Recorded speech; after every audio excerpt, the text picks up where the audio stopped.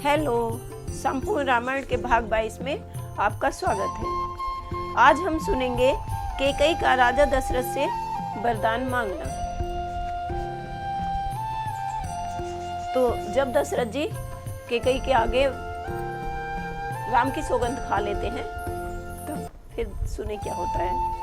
रानी बोली, ठीक है ये शपथ महान, अब मुझको विश्वास है पाऊंगी वरदान। कहती है कि अब मुझे विश्वास हो गया है कि मेरे वरदान मुझे मिल जाएंगे। फिर कहती है, लो सुनो प्राणपति प्राणनाथ, बैठाती आज मांगती हूँ, कौशल्या नंदन के बदले निज सुत को राज मांगती हूँ।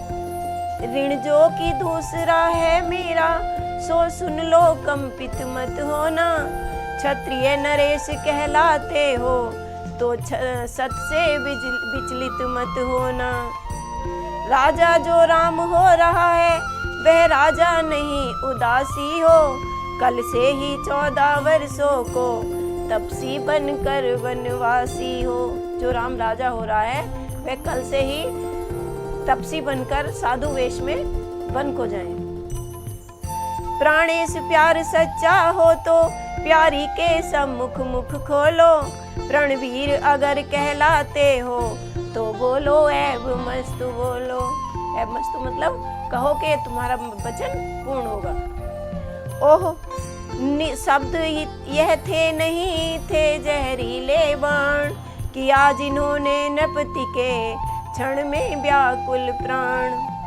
उन सीधे साधे राजा का मस्तक घूमा इन बातों से, पल भर को आंखें बंद हुई, सिर थामा दोनों हाथों से। मूर्छित होने को थे लेकिन सत के बल ने बल तत्काल दिया, पृथ्वी पर गिरने वाले थे धीरज ने किंतु संभाल लिया। सोचा ये फल है कर्मों का, उन्हें कुछ याद आया होगा तो कहते हैं ये मेरे ही कर्मों का फल है। सोचा यह फल है कर्मों का, अबला से अनुचित नहीं हुआ, यही विचार कर रघुवंशी आसन से विचलित नहीं हुआ। नारी जब प्रकृति रूपिणी है, नाना प्रपंच कर सकती है, पर जागृत आत्मा के मन में भ्रम तिमिर नहीं भर सकती है। कहते हैं कि नारी सब कुछ कर सकती है लेकिन आत्मा के मन में अंधेरा नहीं भर सकती। आधे क्षण तक मौन रहे दशरथ, बोले दशरथ राव, रानी तेरे सामने कहता हूँ सद्भाव। सब पुत्र पिता को है समान, तू भी यह बात जानती है मुझे एक से राम भरत, भैतृवन नायक साक्षी है। पहला जो वर तूने मांगा वह नहीं हुआ है भार मुझे, मिल जाए राज भरत को ही उत्साह सहित स्वीकार मुझे। पर राम वनों में वास करे फिर वह भी 14 वर्षों को, इसमें क्या तूने सोचा है मैं समझ न पाया भेदों को। रानी ले राज्य भरत जी को, पर और क्यों क्रूर व्यवसाय न कर, है राम गौ सा दया पात्र उस पर इतना अन्याय न कर। रानी रानी यह तेरा पति जो तेरा पूज्य देवता है, इस समय पांव पड़कर तेरे बस इतनी भीख मांगता है। तपसी होकर भी दूर न हो मुझसे आनंद धाम मेरा, मेरी इन बूढ़ी आंखों के आगे ही रहे राम मेरा। कहते हैं दशरथ जी कि तू भरत को दे दे राज, मुझे स्वीकार है लेकिन जो मेरा राम है वो मेरी आंखों के आगे ही रहे, बस इतना कर दे। वाक्य नहीं थे भूप के, थे आकर्षण मंत्र, छिन्न भिन्न करने लगे रानी के षड्यंत्र। लेकिन क्या होता है, घटने वाली जो होती है वह घटना निश्चय घटती है, नारी जब हट पर चढ़ती है तो नहीं हटाए हटती है। कहने को तो इन वचनों ने पिघलाया कुछ कुछ रानी को, पर होनहार के पाले ने फिर जमा दिया उस पानी को। रानी तो राजी हो जाती, पर रोका कपट कतरनी ने, तत्काल बजाई कोने की दीवार किसी की कोहनी ने। जो मंत्रा थी उसने खटखट करके दीवार को बजा दिया और उसको सचेत कर दिया कि ऐसा मत कर देना। देखा कुबरी है खड़ी हुई, समझाती है यूं सैनों में, हाँ सावधान है समय यही, फंस जाना नहीं इन वचनों में। रानी संभली बोल उठी, राजा यही आन, कहो डगमगाने लगे जब मांगे वरदान। 2 बर जो मैंने मांगे हैं अब उनको बदल नहीं सकती, पड़ गई रेख जब पत्थर में धोने से निकल नहीं सकती। यदि हृदय आपका दुखता हो तो एक उपाय सुझाती हूँ, बूढ़ी आंखों के आगे ही बह रहे उपाय बताती हूँ। अब देश बात घर ही में है, कुछ पंचों में अपमान नहीं। कहती है ये मेरे तुम्हारे बीच की बात है, पंचों की बात नहीं है। तुम अपने मुख से ये कह दो, दूंगा पिछला वरदान नहीं। तुम अपने मुख से टल जाओ इस बात से कि मुझे वरदान देना है, मना कर दो कि मैं वरदान नहीं दूंगा। यह सुनते ही उसी क्षण उबले कौशल राज, बोले बस बस हो चुका जो होना था आज। ओ नीच बुद्धि वाली नारी, ऊंचे से हमें गिराती है, जो सत्य हमारा जीवन है तो उससे हमें डिगाती है। हम सूर्य वंश की चादर में कालिमा नहीं आने देंगे, सुनती है सर्वस देंगे हम, पर वचन नहीं जाने देंगे। क्या उलझन है वरदान न दे तो धर्म हमारा जाता है, उस ओर राम बन जाता है तो प्राण सिधारा जाता है। बस अब कर्तव्य तराजू में दशरथ का जीवन तुलता है, उस ओर धर्म का बाट धरा, इस ओर प्राण का सौदा है। बेटे का प्यार दूर हो जा, दशरथ इस समय धर्म पर है, ओ मोह पलायन तू कर जा, मेरा उत्थान कर्म पर है। ओ बूढ़ी आंखों की आशा, जा तू भी सो जा पहलू में, ममता गर्क हो जा दिल में, दिल ठंडा हो जा पहलू में। राजा हिसाब लगाते हैं कि ये सब खत्म हो जाना चाहिए, परंतु मेरा जो वचन है वो खाली नहीं जाना चाहिए। रानी रानी क्या कहती है, मेरा तो प्राण धर्म पर है, मैं क्या तू क्या संताने क्या, सब कुछ बलिदान धर्म पर है। तो कहते हैं जान जाएगी पर रानी ये आन नहीं जाएगी, सर जाएगा पर सर से ये शान नहीं जाएगी। रुआ रुआ है धर्म पर देख लीजिए जांच, कर्म कसौटी कह रही नहीं सांच को आँच। चंद्र टले सूरज टले, टले बैरिया प्रीत, टले न क्षत्रिय सत्य से यह रघुकुल की रीत। कहते हैं चाहे इस देह की हो खाल के टुकड़े टुकड़े, हड्डियां हचूर हो या बाल के हो टुकड़े टुकड़े, चाहे हो जाए लाश मेरी के टुकड़े टुकड़े, पेट भरने को मिले छाल के टुकड़े टुकड़े।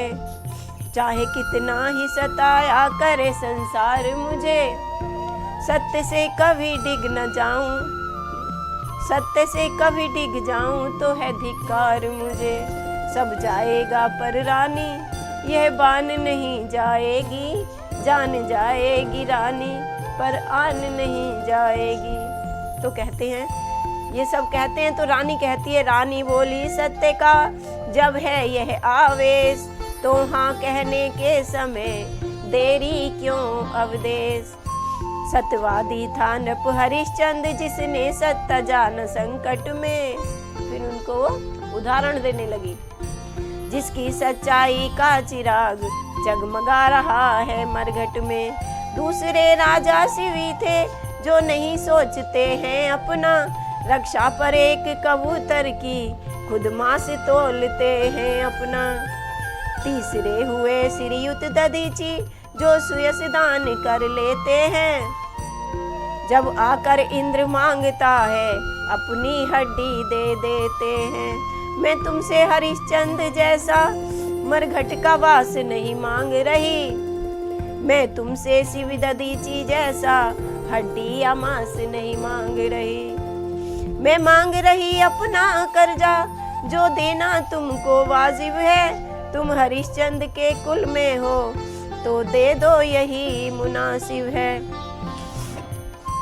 राजा बोले बंद कर अब यह वार्तालाप, उत्तेजित हृदय में और न भर उत्ताप।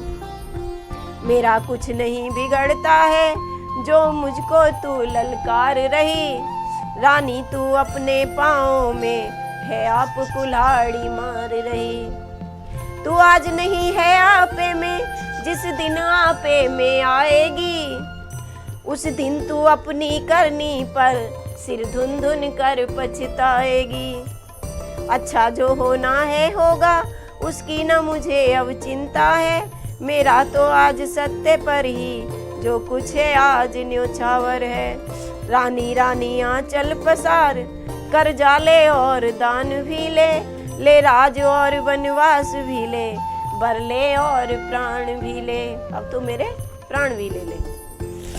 ये कहते कहते विकल हुए आ गई निराशा आशा में, चक्कर आया गिर गए वहीं हो गए अचेत अवस्था में। ज्यों ही सूर्योदय हुआ हुए राजसी साज, द्वारे पर्दों से बजे तिलक दिवस है आज। महलों में इतना सब हो गया है लेकिन बाहर अभी किसी को कुछ पता नहीं है। वहाँ उत्सव की तैयारियां होने लगी। सब है पर यह है तो क्या है, राजा है अब तक महलों में। अब वो थोड़ा हिसाब लगाने लगे हैं कि राजा अभी तक महलों में क्यों है। टिमटिमा रहा है उसी भांत रजनी का दीपक महलों में। देखें तो सही भेद क्या है, मंत्री महलों में जाता है यह क्या है सन्नाटा है, निस्तब्ध सभी को पाता है। पृथ्वी पर देखा राजेश्वर मछली की भांति तड़पते हैं, जब आंखें कुछ खुल जाती हैं तो राम राम ही रटते हैं। मंत्री जब अंदर आते हैं तो वो ये सब देखते हैं। इतना ही नहीं और देखा वस्त्रों के टुकड़े टुकड़े हैं, पटका है कहीं पगड़ी कहीं माला के मोती बिखरे हैं। यह भी अवलोका सिरहाने के कई खड़ी है बागिन सी, वह भी सिंगार विहीना है भयदायिनी बिकट पिशाचिनी सी। जो केकई है उसका रूप भी बड़ा भयानक लगा उनको। वह दृश्य देख मंत्री सुमंत हैरान हो गया महलों में, आया तलाश में राजा की पर आप खो गया महलों में। मंत्री को भी सुमंत जी को अपनी कोई सुध-बुध नहीं रही। कुछ देर रुका संभला पूछा के कैसे माता यह क्या, बाहर दुंदुबियां बजती हैं इस जगह नजर आता यह क्या। रानी बोली राम को लाओ यहाँ तुरंत। जो रानी केकई थी उसने सुमंत से कहा, मंत्री जी से कहा कि आप राम जी को यहाँ तुरंत लेकर आओ, तभी विदित हो जाएगा कारण तुम्हें सुमंत। जो आज्ञा कहकर चला सचिव नवाकर मात, चलता है पर सो गए पाँव न देते साथ।